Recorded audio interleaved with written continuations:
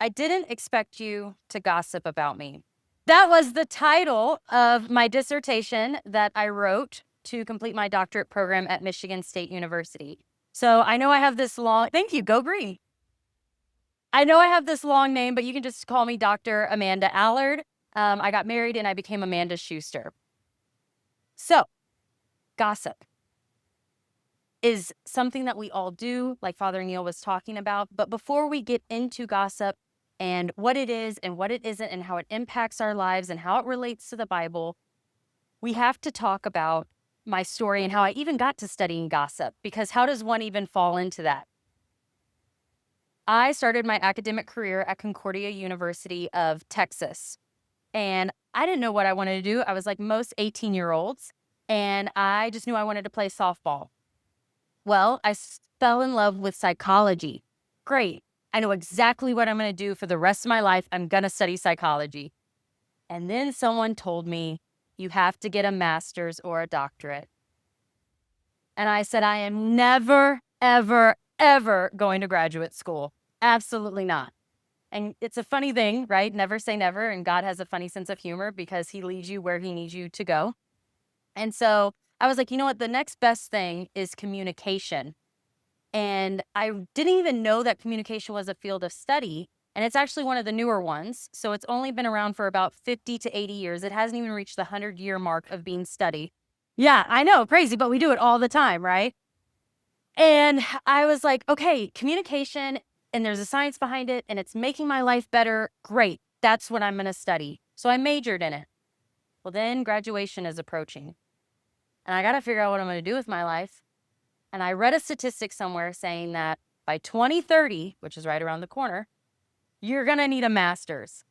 And I was like, dang it.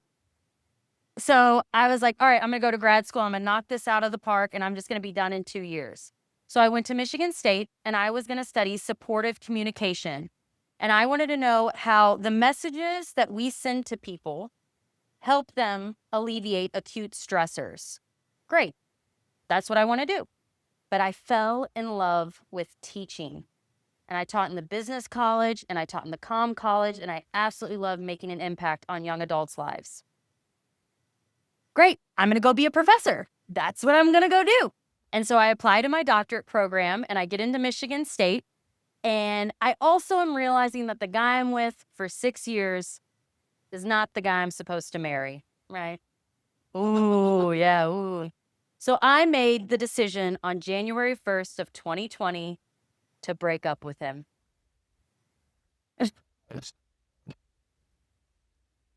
And I was like, 2020 is going to be my year. Everything's going to be great. I'm going to be single, and I'm going to start my doctorate program, right? Yeah. And then the pandemic happened. And in that summer, not only was I moving back and forth between Michigan and Texas and Michigan, and we're starting and stopping our program, I also rekindle my fling with my high school crush, who's now my husband. I know. Swooned him. And so I am stoked, but things are a little chaotic. Well, the first thing they teach you when you get to your doctorate program is you really need to nail down what you're going to research.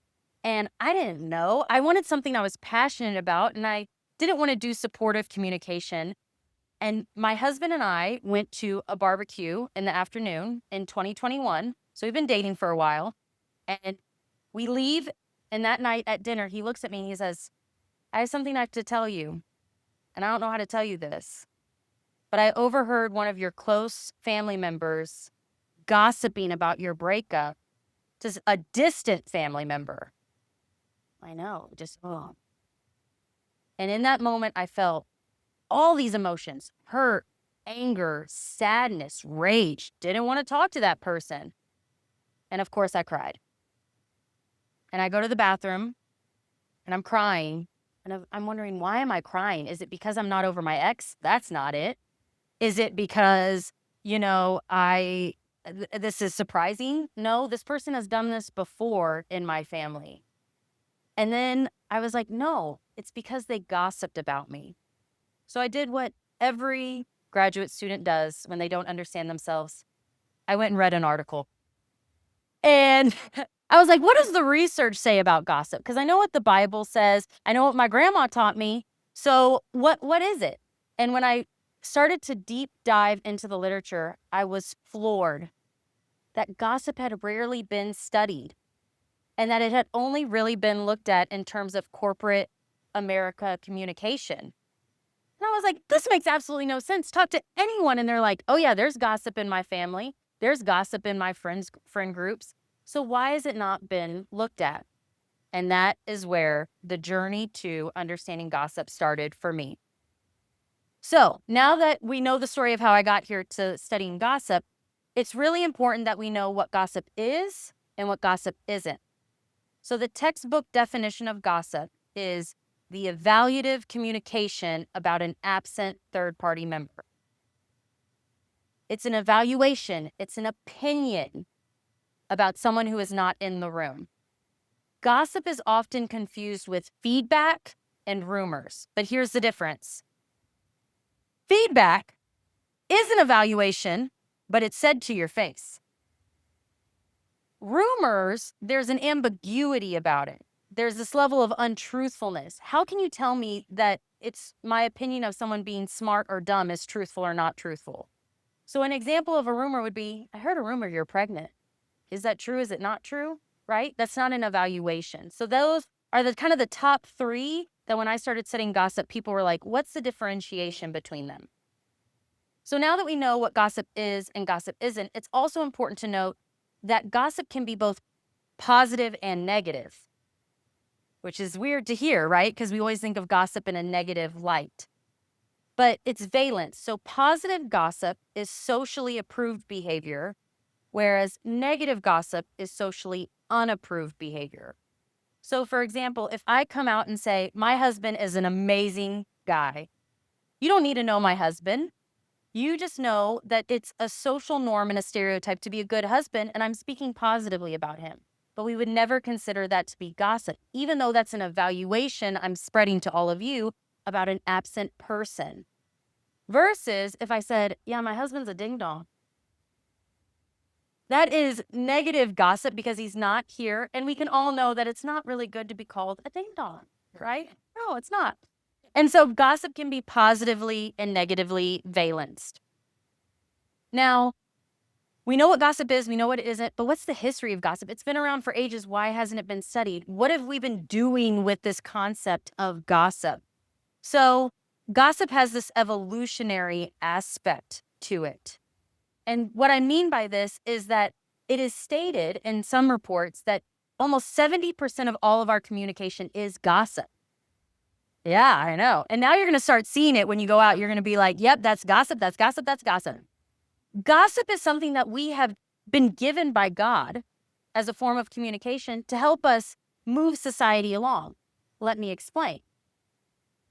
Let's say we're a tribe of about 40 people, and Joe Schmo is not washing his hands before he cooks our meat in the tribe. Ooh, nasty. Nasty Joe Schmo. And I go around and I tell everyone in the tribe that Joe Schmo is a dirty guy and to not trust him. Well, guess what? That's negative gossip. But it saved our tribe from food poisoning. Now, in the same term of a coin, I could say, hey, I'm going to marry Johnny Boy from Johnny Boy's family over here. He's a great guy. Then everybody in the tribe wants to marry his brothers and everything because then he knows he comes from a good family. So gossip has the power to build up civilizations. It also has the power to make friends. So if Cindy tells me that Father Neil's a really cool guy, and I also think Father Neil's a really cool guy, well, guess what? Me and Cindy just became best friends, right? And similarly, you can bond with someone over disliking another person. Like, can you believe she married that guy? Yeah, I cannot believe she married that guy. Oh my gosh, we both agree she shouldn't have married that guy. We have something in common. Let's be friends and have coffee. And so that is kind of like how we have evolved and used gossip to build up our civilization. But I have to bring up, when we talk about history, that gossip is not just a female sport. In fact, the research shows that men and women gossip the same amount. I'm telling you. We just gossip about different things. So, for example, women tend to gossip about attraction and relationships. So for example, he is so cute, I'm going to go after him. Versus guys will talk about achievements. Did you hear that John got that promotion? He did not deserve it at all. Or can you believe he made that hole in one? He is not good at golf. And so we gossip the same amount, just about different things. And another variable I have to pinpoint is some people think about gossiping being an ageist thing. So when you're young, you tend to gossip more than when you're older. And what's interesting is the research shows that that's true, that younger people tend to gossip more than people in their middle age. But what's interesting is when you hit about 50 plus, we see the gossiping increasing. Yeah. So there's a couple of reasons for this. Why is it that young people are gossiping more than people in their 30s and 40s? Some people say it's because of what? They have social life. Yeah, when you're 30 and 40, you're running around with kids. You don't have time to like meddle in gossip. But with 15-year-olds, some reasons include that their prefrontal cortex isn't developed. Oh, can you hear me? Testing. There we go. Some say that their prefrontal cortex isn't developed. Some say it's because they're trying to understand who they are and what groups they belong to, which makes sense. That's what we use gossip for, how we make friends. And so another reason why maybe older generation tends to gossip is because they're idle, which we'll talk about a little bit more in a second. And so that essentially is a couple of context points that we need to know about gossip moving forward. So, can everybody hold up a triangle in front? All right, there's 3 parts to gossip. The tip is the gossiper, the right is the gossip recipient, recipients, and then the other part is the target of gossip. You can put your hands down. So when you think of gossip, just hold up the triangle. There's always 3 people a part of it. Or more, because I gossip positively about my husband and won brownie points. Yes, to multiple people. And so there's 3 people a part of gossip. So what do we know about the triangle? Well, research tells us a lot about the gossiper. So my mentor who helped me write my dissertation, she wanted to understand how the gossiper was perceived by the recipient of gossip. And what she found was that regardless of your relationship with the gossiper, whether you gossiped positively or negatively, it reduced your likability, and your trustworthiness, which was interesting because you would think positive gossip wouldn't do that. Well, she replicated the study years later and found that actually positive gossip didn't have a negative impact on likability and trust. It was negative gossip. But there's stout amount of research showing that being a negative gossiper just isn't in your favor at all. So we know about the gossiper. We know it from the Bible. Don't be a negative gossiper. But what about the gossip recipient? Well, gossip recipients are put in this awkward position. Like, what do I do with this information, right? And what's interesting is the studies and research about what makes it whether the gossip recipient continues the spread of gossip. And it comes down to morals. So I'll give an example. If someone comes to me and says, Susie Q is such a fluke, she cheated on her husband, I deem cheating to be a really bad thing. I think it's morally wrong to cheat. So the chances of me going and spreading it are higher because I'm disgusted by it. Vice versa, if I'm sitting here and I'm saying, everybody cheats, it happens, they'll figure it out, I'm less likely to think of it as a big deal and spread it. So that's what we know about the gossiper and the gossip recipient. So I mentioned that a lot of this research is couched in corporate America. And what we know is that when people are negatively gossiping about people in an organization, it makes you not want to work there. It makes you weary and untrustworthy of every person you speak to. And it's hard for you to build relationships and have this sense of belonging. So we know that. But what about the target of gossip? What about how I felt in that moment when I found out that a family member had gossiped about me? How is my relationship impacted? And right when, by the grace of God, when I started doing my research, there was a corporate study that came out that started to look at the target of gossip, which really helped bolster all of my arguments. And so I basically conducted a study where I was predicting that regardless of whether you're a friend or acquaintance, negative and positive gossip impacts the emotions you feel, and then your state self-esteem, and then that impacts your desire to interact with the gossiper. So I conducted a 3-part study that was qualitative and quantitative based. So the first part was I just had to figure out what people were being gossiped about so I could create realistic scenarios. So I collected that data, we coded it. I then did a pilot study to say, hey, are these scenarios even realistic? Is this something that's happening with people?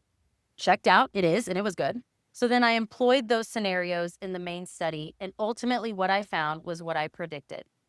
That when we are negatively gossiped about, it makes us feel emotions such as shame and guilt and hurt. But when we're positively gossiped about, it makes us feel emotions such as pride. And those emotions then influence our state self-esteem, which is how we feel about ourselves in the moment. And then that impacted whether we wanted to interact with the gossiper at all, which was really fascinating stuff. And so that is where my research ended with gossip. And I felt like I moved the needle forward a little bit. But what's fascinating is after I left academia, it's kind of one of those fun topics when I tell people I researched gossip, they all have a story. And I want to hear all of your stories. And so when I finished wrapping up and I started to talk more about it, what was fascinating about gossip is it has this level of truthfulness that we can all relate to. And what I mean by this is we have knowledge about it. So when I was wrapping up my time at Michigan State, I took a course called Ways of Knowing. So how do we know something to be true? And there's 4 ways that something can be true. You experienced it yourself. You know someone who's experienced it. You've read research and religion. And so what does the Bible say about gossip? What's interesting is just like a lot of terms in the Bible, it's never explicitly stated what it means, right? So gossip isn't defined in the Bible explicitly as an evaluative communication about an absent third party member. Instead, it's used synonymously with words like tale teller, secrets, whisperer. And so just for context, I had a friend ask me when I was prepping for this talk if a lot of my research pairs up with the Bible, and we're going to look into it right now. So I have Proverbs chapter 16, verse 28. It says, a perverse man sows strife, and a whisperer separates the best of friends.